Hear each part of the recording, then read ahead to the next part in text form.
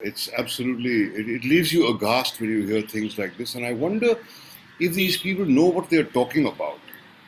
Because what they're calling for is a full-scale civil war. 200 million of us are not going to get wiped out that easily. 200 million of us are going to fight back. 200 million of us claim this to be our motherland. 200 million of us belong here.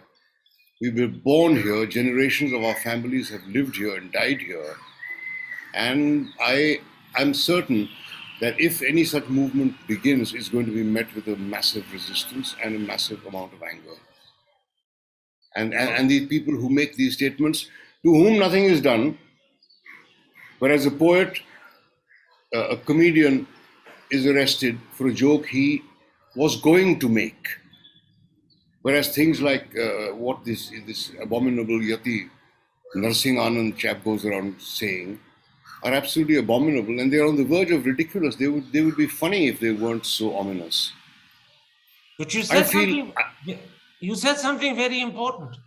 These people don't realize that they are creating the potential conditions for a civil war.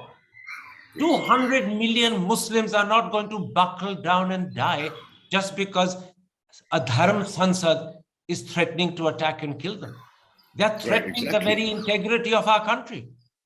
Yes. And they're threatening, as you said, their fellow citizens. They're threatening people who belong here as much as they do. And it's amazing that the atrocities of the so-called atrocities of the Mughals are being highlighted all the time. They forget that the Mughals were people who contributed to this country. The Mughals are people who've left lasting monuments, who've left lasting history, who've left a culture, who've left the tradition of dance and music and painting and poetry and literature. No one talks about Taimur. No one talks about Mahmud of Ghazni. No one talks about Nadir Shah, because I don't suppose these people are conversant with that history. Those were the marauders who came, looted and left. The Mughals came here to make this their homeland. They were like, you could call them refugees, if you like. They were pretty well-off refugees.